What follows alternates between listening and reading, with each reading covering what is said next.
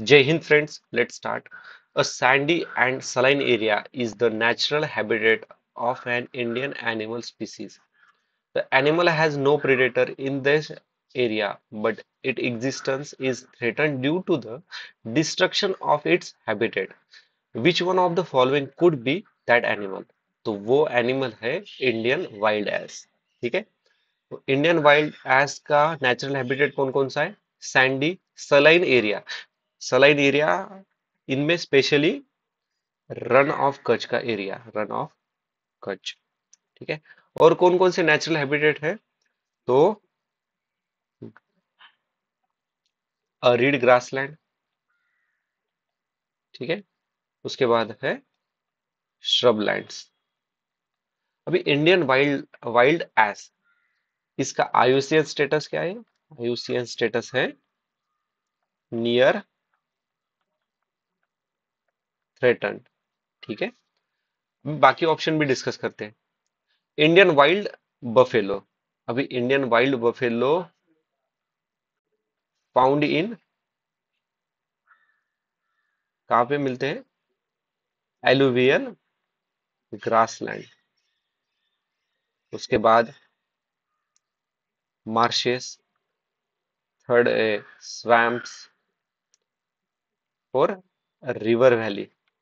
यहाँ पे हमें इंडियन वाइल्ड बफेलो मिलते हैं. अभी इंडियन वाइल्ड बफेलो का आईयूसीएन स्टेटस क्या है? तो वो है इंडेंजर्ड. Indian wild boar. ये इंडियन वाइल्ड बोर मतलब जो जंगली सुअर रहते हैं ना, उन्हें बोलते हैं इंडियन वाइल्ड बोर. और ये लीस्ट कंसर्न है, लीस्ट कंसर्न. ये मोस्टली जो खेत रहते हैं ना, खेतों में पाए जाते हैं, जंगलों फिर खेतों में पाए जाते हैं. इंडियन गजेल, ये भी लीस्ट कंसर्न कैटेगरी में ही है. Indian gazelle found in north east part और dry deciduous area like Rajasthan. यहाँ पे भी हमें इंडियन गजेल पाए जाते हैं. ठीक है. अभी नेक्स्ट क्वेश्चन देखते हैं.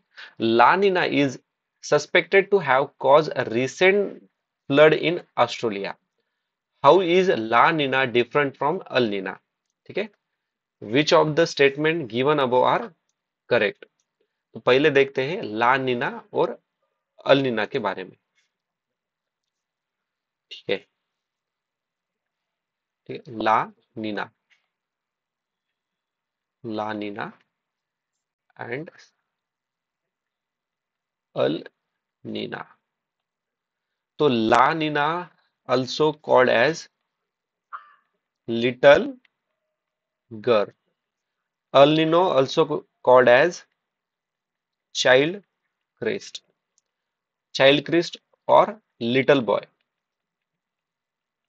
अभी इस पे सीधा क्वेश्चन है. अभी जैसे जैसे हम और पीवाईक्यूज एनालिसिस करेंगे ना, आपको ये क्वेश्चन देखने को मिलेगा. ठीक है. ला नीना मतलब क्या है?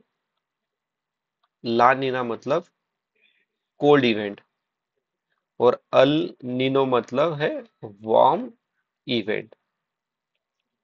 ला नीना, इसके वजह से ड्रॉट आते हैं. कहाँ कहाँ पे ड्रॉट आते हैं लानिना के वजह से? पेरू में, इक्वेडोर. और फ्लड कहाँ कहाँ पे आते हैं? फ्लड आते हैं अ, ऑस्ट्रेलिया, उसके बाद वेस्टर्न पैसिफिक, इंडियन ओशन में भी, सोमालियन कोस्ट. ठीक है. अभी अल नीनो की वजह से फ्लड कहाँ कहाँ पे आते हैं? तो वो पेरू में आते हैं. ठीक है. ड्रॉट कहाँ कहाँ पे आते हैं? तो वो आते हैं इंडोनेशिया, ऑस्ट्रेलिया. ठीक है. अभी आपने अगर ध्यान से ऑब्जर्व किया होगा ना, तो देखो, ड्रॉट पेरू में, तो ड्रॉट इंडोनेशिया, ऑस्ट्रेलिया. यहाँ पे फ्लड ऑस्ट्रेलिया में आते हैं, तो यहाँ पे ड्रॉट आते हैं. मतलब ला नीना और अल नीनो क्या है? अपोजिट है, एक दूसरे के अपोजिट है. अभी ला नीना के वजह से इंडिया में जो मानसून है ना, मानसून, तो ला नीना की वजह से इंडिया का मानसून अच्छा होता है. Whereas due to El Nino bad monsoon. ठीक है. अभी क्वेश्चन की तरफ। El Nino has adverse effect on southeast monsoon of India, but La Nina has no effect on monsoon climate. अभी हमने क्या डिस्कस किया था? El Nino bad for Indian monsoon, La Nina good for Indian monsoon. तो statement two तो गलत है। La Nina is characterised by unusual cold phenomena, सही है। बट यहाँ पे जो इक्वेटोरियल इंडियन ओशन है ना, ये गलत है। इंडियन ओशन नहीं, ये पैसिफिक ओशन है। और अल नीनो वार्म, सही है, बट ये पैसिफिक नहीं, इंडियन ओशन है, तो ये स्टेटमेंट गलत है। देखो दोस्तों, इसके पहले भी हमने क्वेश्चन डिस्कस किए थे। तो ये जो ला नीना, अल नीनो, ला नीना, अल नीनो, ये जो है ना, तो यहाँ पे क्या करते हैं, मोस्ट ऑफ द टाइम ना एग्जामिनर ना स्वैप कर देता है। क्या करता है कि ला निनो की प्रॉपर्टी अल निनो को देगा, अल निनो की प्रॉपर्टी ला निनो को देगा। अभी देखो आ, इसी ट्रैप पे एक और क्वेश्चन है, हम आगे उसको डिस्कस करेंगे, ठीक है। तो इसका आंसर है option number D. Next question क्या है? The tendency for increased litigation was visible after the introduction of land settlement system of Lord Cornwallis in 1793, okay, 1793 में। the reason for this is normally traced to which of the following provision, ठीक है। तो making जमींदार position stronger, vice versa with respect to rights, sorry, right, making East India Company as overlord of zamindari, making judicial system more efficient, none of the above. तो देखो दोस्तों, ये इसका answer है ऑप्शन नंबर डी, ठीक है। ये तीनों स्टेटमेंट गलत है। Making zamindar position stronger with respect to ryot, ये स्टेटमेंट भी गलत है, ठीक है। तो इन्होंने बोला क्या है, the tendency for increase litigation. तो ये लिटिगेशन की जो टेंडेंसी वो बड़ी थी after the introduction of Lord Cornwallis permanent settlement, ठीक है, लैंड सेटलमेंट सिस्टम, और उसे परमानेंट सेटलमेंट सिस्टम कहते हैं, और उसे ही जमींदारी सिस्टम कहते हैं। वो क्यों कहते हैं वो डिस्कस करेंगे, बट पहले ये समझ लो, the tendency for increasing litigation, इसका मेन रीजन ये है कि जो पहले कोर्ट में जाना है, अगर पहले कोर्ट में जाना है, इस इंसान को कोर्ट में जाना है, तो उसको क्या करना पड़ता है, फीस पे करनी पड़ती है। तो लोग क्या बोलेंगे, अगर कोई इंपॉर्टेंट या फिर बड़ा इशू होगा तो क्या करेंगे, लोग कोर्ट में जाएंगे। बट ये जो फी है ना, वो कैंसिल कर दी थी इसने, ठीक है। ये फ्री कर दिया था उसने, फ्री कर दिया था। अभी तो फ्री कर दिया है, तो कुछ भी छोटा मोटा झगड़ा भी हुआ तो ये क्या करते, चल देते थे कोर्ट में। तो that was the main reason, ठीक है। अभी ये लॉर्ड कॉर्नवालिस के बारे में थोड़ा डिस्कस करेंगे। ये लॉर्ड कॉर्नवालिस का टाइम पीरियड क्या था? तो इसका टाइम पीरियड है 1786 से लेके 1793। इसके ही टाइम पीरियड में थर्ड मैसूर वॉर हुआ था। थर्ड मैसूर वॉर कब हुआ था पूछ सकते हैं, 1790 से लेके 1792। अभी कई सोर्सेस में आपको दिखेगा 1789, ओके। तो ये वो तो डिपेंड है, ओके। अभी ये थर्ड मैसूर वॉर, ये थर्ड मैसूर वॉर, टीपू सुल्तान, उसके अपोज में कौन थे, ब्रिटिशर्स थे, मतलब ईस्ट इंडिया कंपनी थे। तो इस वॉर का रिजल्ट था एक ट्रीटी। तो वो ट्रीटी का नाम है ट्रीटी ऑफ सेरिंगपट्टनम। इस पे आप आगे क्वेश्चन देखने वाले हो, ठीक है। सेरिंगपट्टनम 1792।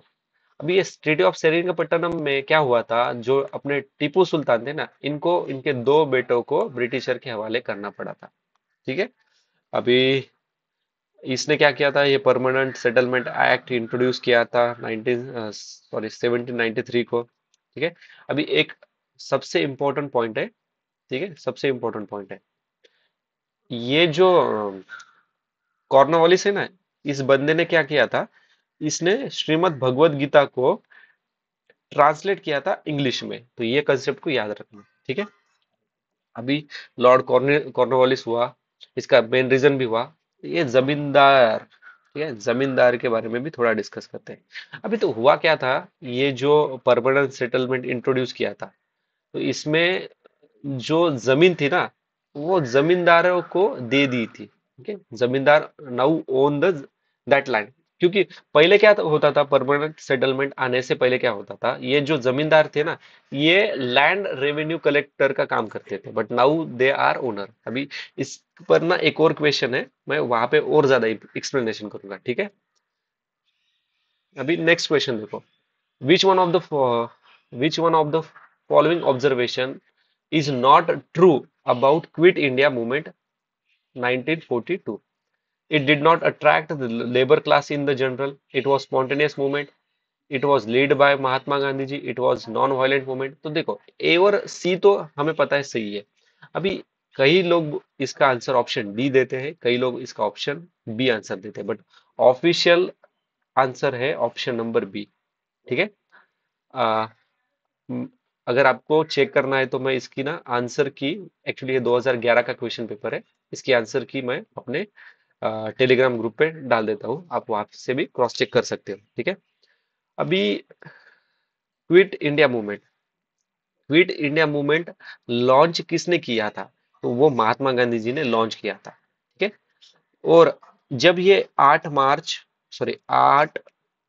अगस्त 1942 को क्विट इंडिया मूवमेंट लॉन्च हुआ था बाय द महात्मा गांधी जी, ठीक है। कौन सा सेशन चल रहा था उस टाइम? बॉम्बे सेशन, ठीक है, बॉम्बे सेशन चल रहा था। तो ब्रिटिशर ने क्या किया था, जब ये क्विट इंडिया मूवमेंट चालू हुआ, तो गांधी जी समेत जवाहरलाल नेहरू, सरदार वल्लभ भाई पटेल और बाकी जो भी उस टाइम के प्रोमिनेंट लीडर थे ना, उन सभी को ब्रिटिशर ने क्या किया था, जेल में डाल दिया था, ठीक है। उन लोगों को क्या किया था, जेल में डाल दिया था। तो उस टाइम के जो यंग लीडर थे, जैसे कि जेपी नारायण, उसके बाद है राम मनोहर लोहिया, इन यंग लीडर्स ने क्या किया था, ये क्विट इंडिया मूवमेंट को लीड किया था, ठीक है। अभी नेक्स्ट क्वेश्चन डिस्कस करेंगे, which among the following provided a common factor for tribal insurrection in India in the 19th century? Common factor पूछा है इन लोगों ने हमें। तो कॉमन फैक्टर क्या है? Introduction of new system, land revenue and tax of tribal product, influence of foreign religion missionaries, rise of large number of money lender traders, revenue as middleman in tribal area। तो ये तीनों गलत है, option number D is the answer, the complete disruption of old agrarian order of the tribal communities. अभी इसमें important fact क्या है, next next time examiner क्या पूछ सकता है कि 19th सेंचुरी में कौन कौन से मेन ट्राइबल रिवोल्ट हुए थे? तो इसमें से मेन ट्राइबल रिबल्स में से एक है, एक है कोल रिबल, जो हुआ था 1832 में। अभी संथाल हुल, इस पे ना बहुत ज्यादा क्वेश्चन हमें देखने को मिलने वाले हैं, ओके। संथाल हुल ये कब हुआ था? 1855 से लेकर 56 में। उसके बाद हुआ था मुंडा उलगुलन, 1899 से लेकर 1900, इसके बीच में, ठीक है। अभी नेक्स्ट क्वेश्चन को डिस्कस करेंगे।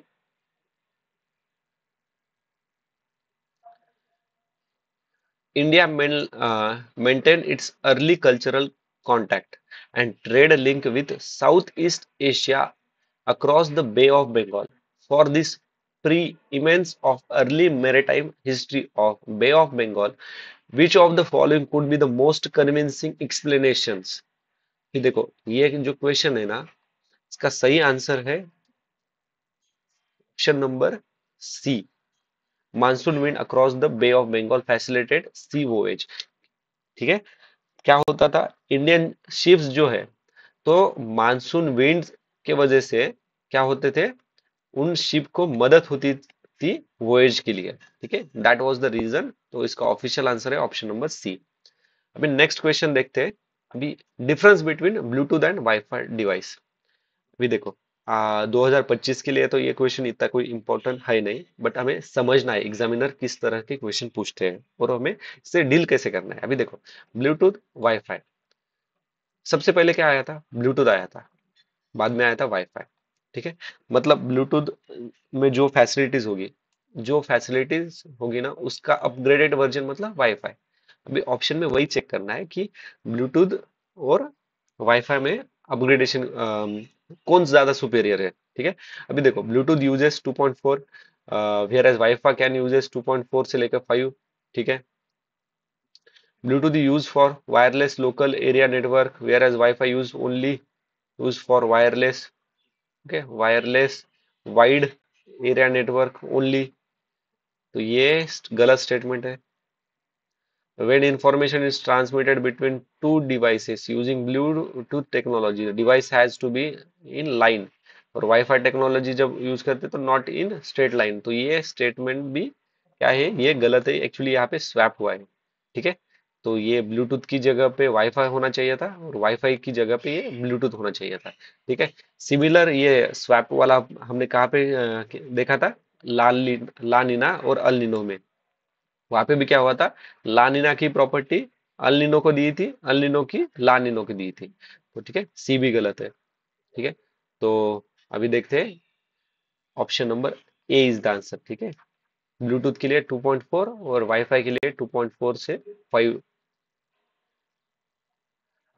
नेक्स्ट क्वेश्चन देखो, करेक्ट स्टेटमेंट पूछा है, with reference to micro irrigation which of the following statement is are correct. Correct statement कौन सा है, फर्टिलाइजर और nutrient loss can be reduce. ठीक है, क्या बोलते हैं कि with reference to micro irrigation, irrigation which of the following statement is correct, loss can be reduce. ठीक है, 100% रिड्यूस नहीं बोल रहे हो, can be reduce, possibilities show कर रहा है, मतलब एक पॉजिटिव स्टेटमेंट है, सही है।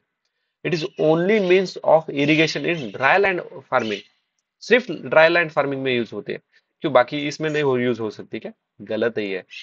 ठीक है, in some areas of farming, in some areas of farming receding of groundwater table can be checked। अभी देखो, ठीक है, ये पूरा एरिया है, सपोज 5 एकड़ का एरिया है, या फिर ये पूरा विलेज है। इस विलेज में अगर इतना परसेंट भी यूज हुआ रहता तो ये स्टेटमेंट क्या होता, मतलब एरिया फार्मिंग यूज होता था और can be checked ground water, तो ये स्टेटमेंट तो सही है ना। तो इसी लॉजिक के साथ ये स्टेटमेंट भी सही है। देखो एग्जामिनर में ना, एग्जामिनर ये जो कैन वाले वर्ड रहते ना, देखो ये कैन, सम एरिया, पॉसिबिलिटीज, ये जो वर्ड्स है ना एग्जामिनर ने दिए हुए हिंट से, ठीक है, ये मोस्ट ऑफ द टाइम क्या रहते हैं, ये सही है। ठीक है, तो इसका आंसर है ऑप्शन नंबर 1 और 1 and 3, option number C is the answer.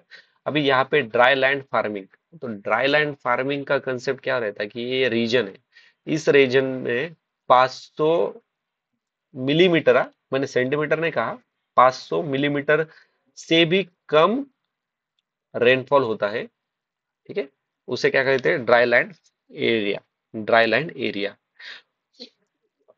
अभी नेक्स्ट क्वेश्चन देखते हैं, with reference to period of colonial rule in India, home charges form an important part of drain of wealth from India. Which of the following funds constituted home charges? ठीक है, select the correct answer. Funds used for waging wars outside India by the British.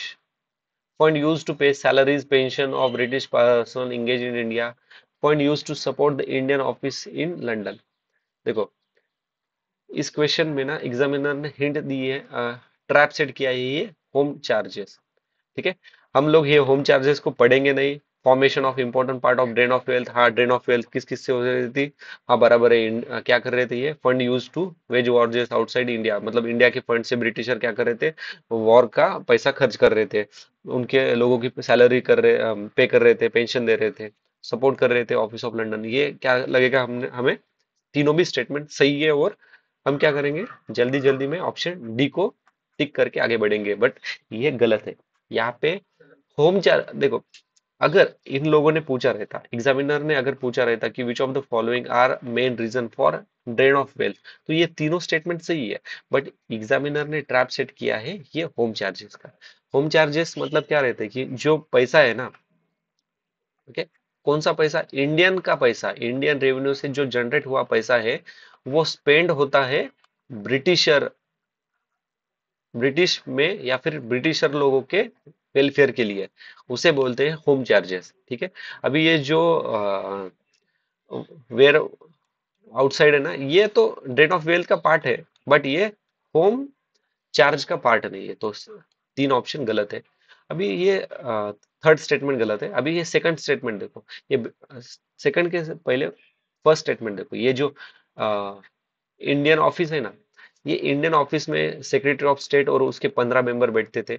इन लोगों की इन लोगों का काम काम क्या था, इंडियन ऑफिस का काम क्या था, तो इंडियन ऑफिस का काम था ब्रिटिश क्राउन और ब्रिटिश पार्लियामेंट और इंडियन, इनके बीच में ब्रिज का काम करना। ठीक है, ब्रिज का काम करना।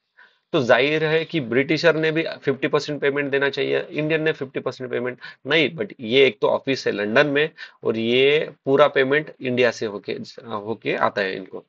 अभी ये स्टेटमेंट वन का ही यहाँ पे एक्सटेंशन है, use pay salaries pension British personnel engage in India. Okay. अभी ये in British army personnel civil servant जो इंडियन, सॉरी, इंडिया में सर्व कर रहे हैं ना, ब्रिटिश ब्रिटिश ओरिजिन के, तो इन सब की पेमेंट सैलरी है इंडियन रेवेन्यू से चली जाती है, ये होम चार्जेस में आ जाता है। ठीक है। तो इसका आंसर है ऑप्शन नंबर बी, 1 एंड 2। अभी होम चार्जेस, और देखो काफी होम चार्जेस होंगे, बट हमें समझना क्या है, अभी नेक्स्ट टाइम अगर स्टेटमेंट बदल के क्वेश्चन फ्रेम किया तो एक ही कंसेप्ट को याद रखना। होम चार्जेस मतलब इंडिया का पैसा ब्रिटिशर खुद के वेलफेयर के लिए या फिर खुद का बर्डन कम करने के लिए खर्च कर रहे हैं, इसे कहते हैं होम चार्जेस।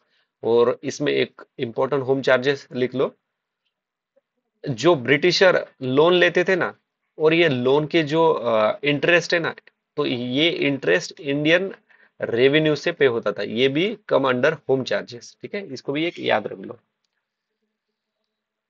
अभी नेक्स्ट क्वेश्चन देखते हैं।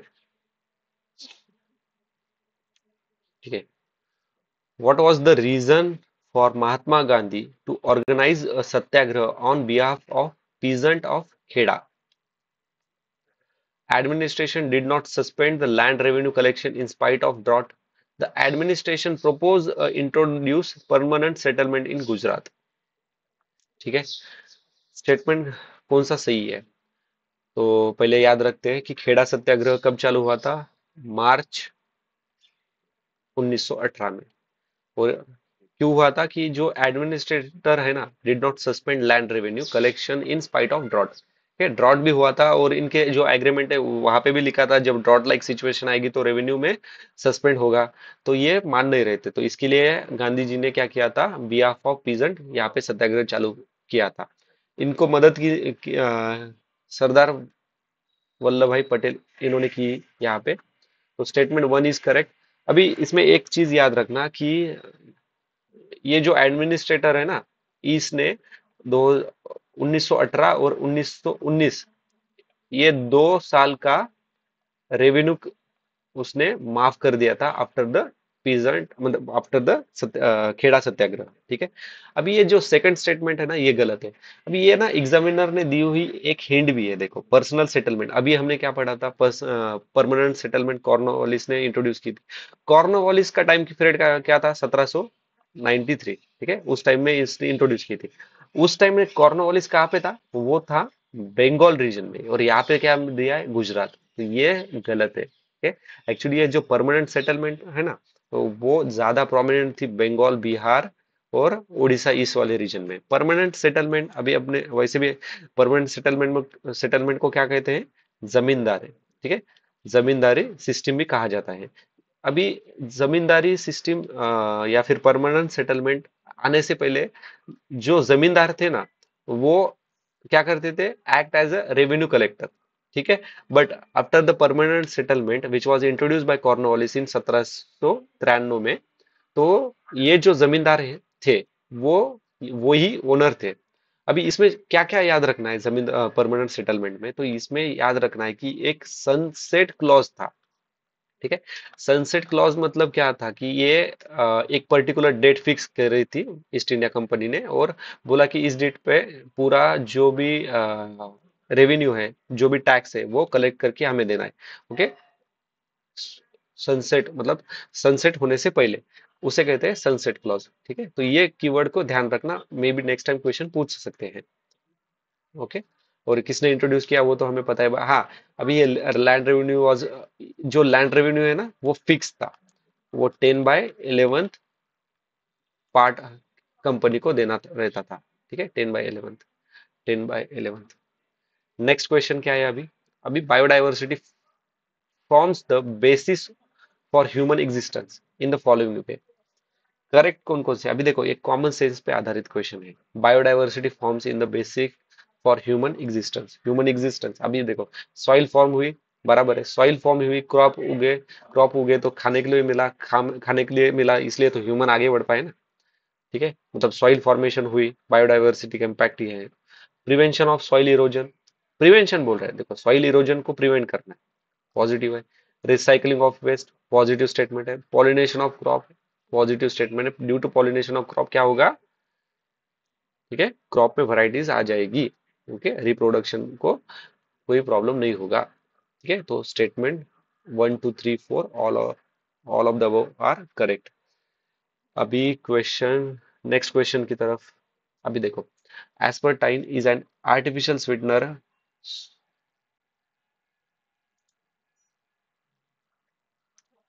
ठीक है, aspartame is an artificial sweetener sold in the market. It contain of amino acid and provide calories like other amino acid, yet it is used as a low calorie sweetening agent in the food item. What is the base of this reason? ठीक है, अभी अगर ये question आप पढ़ो भी ना, इतना बड़ा क्वेश्चन है, आपको लगेगा कि बहुत ज्यादा टफ है, बट एग्जामिनर ने ना एक हिंट दी है इस क्वेश्चन में। अभी सीधा ऑप्शन डी को पढ़ो। Aspartame is several times sweetener than table sugar. Hence, food item made with the small quantities of the aspartame yield fewer calories on this oxidation. ठीक है, देखो ये सेवरल टाइम्स बोले, ये नहीं बोला कि 5 टाइम है, 6 टाइम है, 10 टाइम है। अगर 6 टाइम, 5 टाइम, 7 टाइम अगर ये बोला रहता तो वो स्टेटमेंट क्या था? गलत रहता था, बट इन्होंने सेवरल टाइम बोला है। ठीक है, एक पॉजिटिव कीवर्ड और एग्जामिनर ने दी हुई हमारे हिंट है। Option D is the answer. ठीक है, अगर आपको इसका आंसर अगर पता भी, अगर आपने पढ़ा हुआ रहता तो वेल एंड गुड, बट अगर आपको नहीं पता तो आप ये लॉजिक को यूज कर सकते थे। ठीक है, अभी इसी लॉजिक पे एक और क्वेश्चन है, हम आगे डिस्कस करेंगे। अभी नेक्स्ट क्वेश्चन क्या है? What was the purpose with which Sir William Wedderburn and W.S. Kane has set up Indian Parliamentary Committee in 1893? Okay, Indian Parliamentary Committee 1893। तो इसका मेन पर्पस ये था to agitate Indian political reforms in House of Common. ठीक है, अभी ये जो William Wedderburn है ना, ओके ठीक है, पहले आईएनसी फॉर्म हुई थी। ठीक है, आईएनसी 1885 में फॉर्म हुई थी। तो आईएनसी का पहला इंग्लिश प्रेसिडेंट कौन था, या फिर ब्रिटिश प्रेसिडेंट कौन था? तो वो था जॉर्ज यूले। 1888 का जो सेशन हुआ था ना, वो प्रिसाइड किया था जॉर्ज यूले ने। He was the first britisher who was president of INC. ठीक है, जो फोर्थ सेशन हुआ था टोटल। जो फिफ्थ सेशन हुआ था, वो किसने प्रिसाइड किया था? तो वो था second British INC president William Wedderburn, 1889 में, जो कि बॉम्बे में हुआ था। और 1910 ये भी आईएनसी का सेशन विलियम वेडरबर्न ने ही प्रिसाइड किया था, जो इलाहाबाद में हुआ था। ठीक है, अभी ये जो विलियम वेडरबर्न है ना, he was the member of royal commission on Indian export इन 18 1885 में था, 1885 में था। अगर पूछा royal commission of Indian expenditure establish कब हुई थी, तो वो थी 1893। ठीक है, अ, अभी ये जो इंडियन पार्लियामेंट्री कमिटी है ना, तो ये कमिटी 1893 को तो ये फाउंड हुई थी। और जब से ये फाउंड हुई थी ना, तब से इसका चेयरमैन कौन थे? विलियम वेडरबर्न थे, 1893 से लेके कब तक? 1900 तक। ठीक है। अभी ये इंडियन पार्लियामेंट्री कमेटी में कौन कौन से इंडियंस थे? तो दादा भाई नौरोजी थे। ठीक है, दादा भाई नौरोजी, इनका नाम याद रखना। अभी नेक्स्ट क्वेश्चन। अभी देखो फिर से टेक्नोलॉजी का क्वेश्चन आया है। ठीक है, डिफरेंस पूछा है सीएफएल और एलईडी। सबसे पहले कौन सा लाइट आया था? वो टंगस्टन वाला बड़ा सा। ठीक है, वो आया था। उसके बाद सीएफएल आया, सीएफएल के बाद एलईडी आई। मतलब क्या होगा? अपग्रेड होगा। ठीक है, कॉस्ट कम होगी और ज्यादा इफेक्टिव होगा। इसी लॉजिक के साथ सॉल्व करेंगे। To produce light, CFL uses mercury vapour, phosphorus while, LED uses semiconductor material. बराबर है। Average life span of CFL is much longer than of LED lamp. अभी देखो, अगर सीएफ अभी नॉर्मल देखो, सीएफएल की लाइफ ज्यादा हुई रहती। ओके, सीएफएल अगर 5 साल चल रहा था तो एलईडी क्यों बनाएंगे फिर? एलईडी अगर 3 साल चल रहा है तो नहीं बनाएंगे ना। इसे तो दो गलत है। अभी देखो, दो गलत है, ये गलत, ये गया। अभी वन वन थ्री। ठीक है। अभी थर्ड को रीड करते हैं। CFL is less energy efficient as compare to LED. ये स्टेटमेंट बराबर है। Option C is the answer, 1 and 3। Next question. देखो, recently oil zapper was in news. तो oil zapper is an eco friendly technology for remediation of oily sludge and oil spills. इसमें एक चीज को याद रखना, इसमें एक बैक्टीरिया यूज होता है। ठीक है, बैक्टीरिया का नाम है स्पूडोमोनास। ठीक है, स्पूडोमोनास। नेक्स्ट क्वेश्चन है। अभी ये देखो, ये 2011 का क्वेश्चन पेपर है, तो उस टाइम इस तरह के क्वेश्चन आते थे। नाउ 2025 के लिए इट्स नॉट इम्पोर्टेंट। ठीक है, 2025 के लिए नहीं इंपॉर्टेंट वो। अगर किसी को आंसर चाहिए तो वो option A is the answer, but not important for us. Mahatma Gandhi ji says that some of the deepest convict were reflected in the book title unto this last, and the book translate his life. What was the message from the book that translate Mahatma Gandhi? अभी मैंने तो ये book कभी पढ़ा नहीं। ठीक है, but answer तो देना है हमें। जस्ट इसमें ना एग्जामिनर ने क्या हिंट दिए थे हमें? महात्मा गांधी जी के जो थॉट्स है ना, जो थॉट्स ऑप्शन में मिलेंगे, समझ लेना वही आंसर है। अभी ऑप्शन चेक करते हैं। Uplift the oppress and poor, the moral responsibility of an educated man. सही है, गांधी जी यही कहते थे। अगर आप डीपीएसपी के गांधीयन सेक्शन को पढ़ोगे तो आपको यही मिलेगा। The goods of individual is contain in the goods of all. सही है। The life of celibacy and spiritual purpose are essential for a noble life. तो ये स्टेटमेंट भी सही है। ए बी सी ये तीनों स्टेटमेंट सही है। आंसर है ऑप्शन नंबर 4। अभी इसमें क्या क्या इंपॉर्टेंट है हमें? तो अनटू दिस लास्ट, ये बुक किसने लिखा है? हमें एग्जामिनर में भी मैच द पेयर में पूछ सकता है। ठीक है, unto this last was written by John Ruskin. या फिर एग्जामिनर पूछ सकता है कि Mahatma Gandhi ji was influenced by which of the following author? John Ruskin. Okay, directly indirectly पूछ सकते हैं। ठीक है।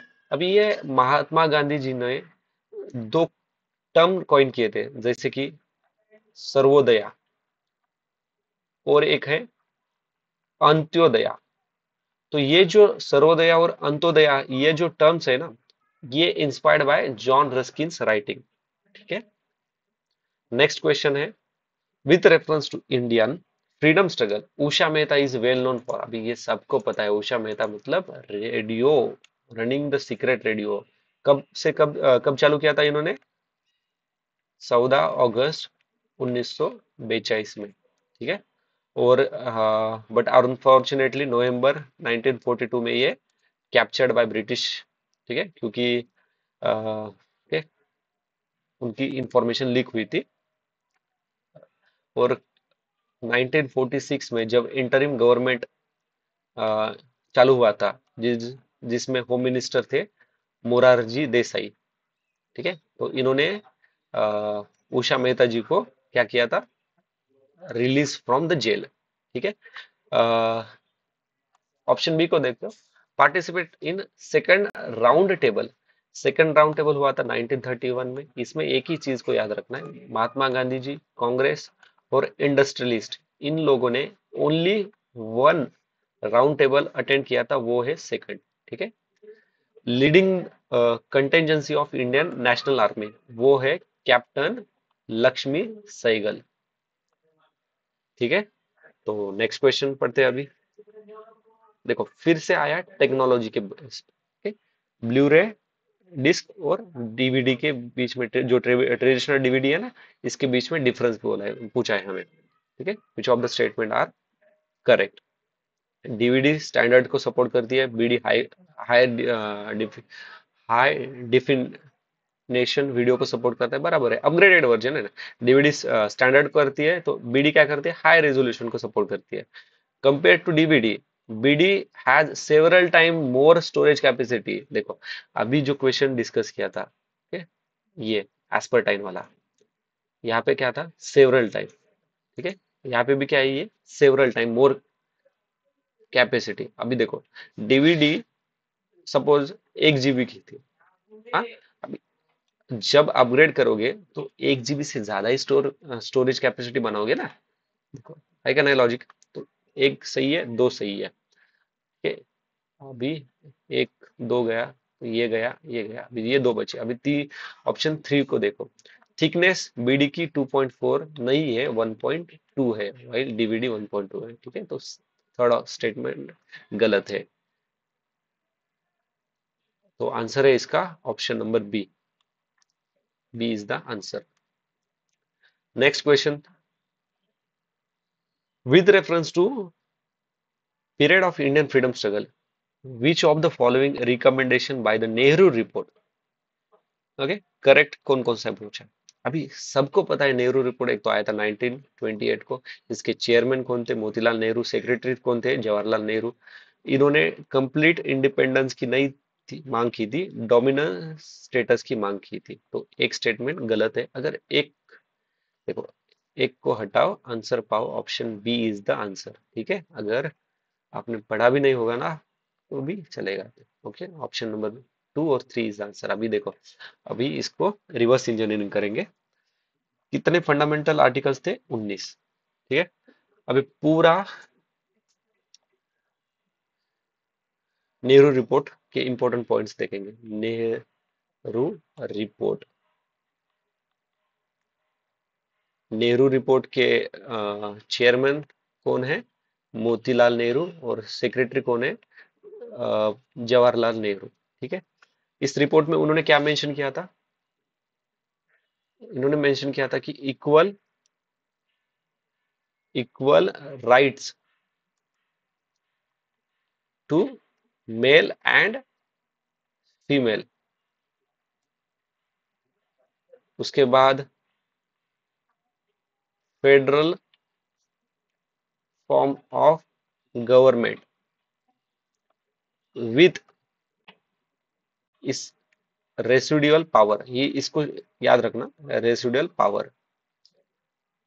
Federal form of government with residual power to, किनके पास रेसिडुअल पावर, सेंटर के पास रेसिडुअल पावर। थर्ड इनकी मांग क्या थी, तो बाइकैमरल लेजिस्लेचर, कहाँ पे, सेंटर में। उसके बाद फोर्थ था मिनिस्ट्री, जो भी मिनिस्ट्री है वो रिस्पॉन्सिबल होगी किसको, लेजिस्लेचर को।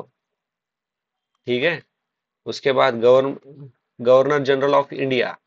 ठीक है। जिसे हम वाइस रॉय भी कहते हैं। ठीक है। वाइस रॉय और गवर्नर जनरल ऑफ इंडिया में कोई इतना डिफरेंस है नहीं, वो जस्ट निकनेम रहता है, उस तरफ का रहता है। गवर्नर जनरल ऑफ इंडिया जो कि वॉइस रॉय, इसकी अपॉइंटमेंट ब्रिटिश क्राउन करेगा। ठीक है। और ये जो वॉइस रॉय है ना, he is the head of India. Head of India मतलब क्या, जो ठीक है, क्रिएट सुप्रीम कोर्ट, क्योंकि इसके पहले सिर्फ हाई कोर्ट्स थे, वो भी बॉम्बे, मद्रास और कैलकाटा में। सेवंथ थी क्रिएट लिंग्विस्टिक प्रोविंसेस, ठीक है, लिंग्विस्टिक प्रोविंसेस बनाएंगे और जिसका हेड होगा गवर्नर। उसके बाद no separate electorates for any, कौन, एनी कम्युनिटी। क्योंकि देखो 1919 एक्ट में क्या हुआ था, सॉरी 1919 एक्ट में 1909 एक्ट में क्या हुआ था, ब्रिटिशर ने क्या किया था कि जो मुस्लिम थे ना उनके लिए सेपरेट इलेक्टोरेट चालू किया था। तो तो इसके अपोज में, मतलब कांग्रेस इसके अपोज में थी, क्योंकि इससे क्या होता था, कम्युनलिज्म बढ़ता था। ठीक है, अभी 9th पॉइंट क्या है, reservation to minority.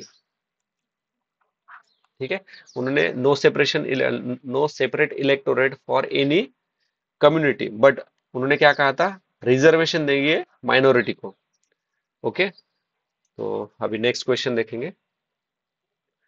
Among the following state, which one has the most suitable climatic condition for the cultivation of large varieties of orchids with minimum cost of production and can develop an export oriented industry? अभी देखो, orchids flower जिन्हें 20 degree temperature लगता है और 80% humidity लगती है, ये सिर्फ अरुणाचल प्रदेश में है। ठीक है, नेक्स्ट क्वेश्चन देखो, which one of the following is not a in Situ method of conservation of flora. पहले तो जान लो इन सिटू मतलब क्या है। इन सिटू मतलब नेचुरल हैबिटेट। ठीक है, और हमें नॉट पूछा है, biosphere reserve, national park, wild life sanctuary, ये इन सिटू में आते हैं।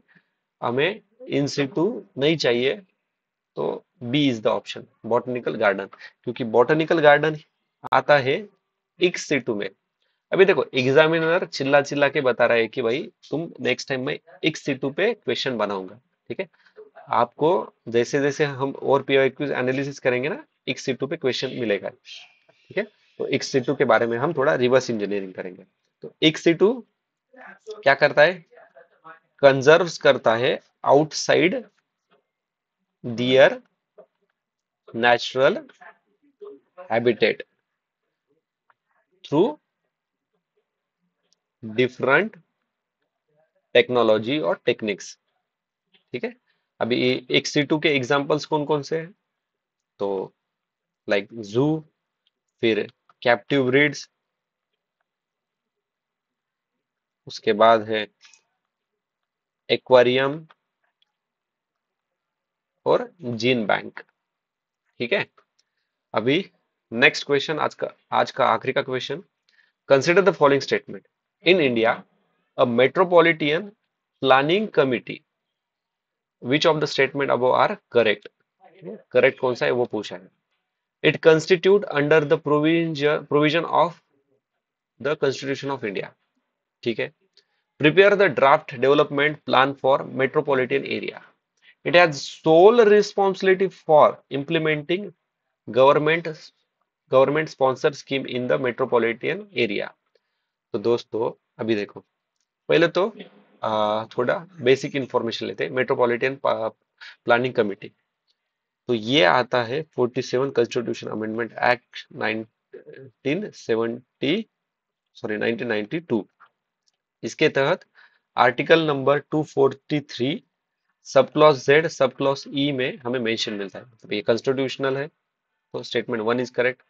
Prepare the draft of planning, ये भी सही है, बट स्टेटमेंट 3 गलत है। देखो अभी एग्जामिनर ने यहाँ पे भी हमें एक हिंट दी है, वो है सोल रिस्पॉन्सिबिलिटी। ठीक है, ये सोल रिस्पॉन्सिबिलिटी नहीं रहती। देखो इसके पहले भी हमने एक इंडियन पॉलिटी का एक क्वेश्चन किया था, जहाँ पे automatic, okay, president automatically appoint करते थे, ऐसा क्वेश्चन था। देखो ये पॉलिटी में ना, ये सोल, ऑटोमेटिक, ये जो क्वेश्चन, ये जो वर्ड्स है ना, फिर रैपिडली, ओके, ड्रास्टिकली,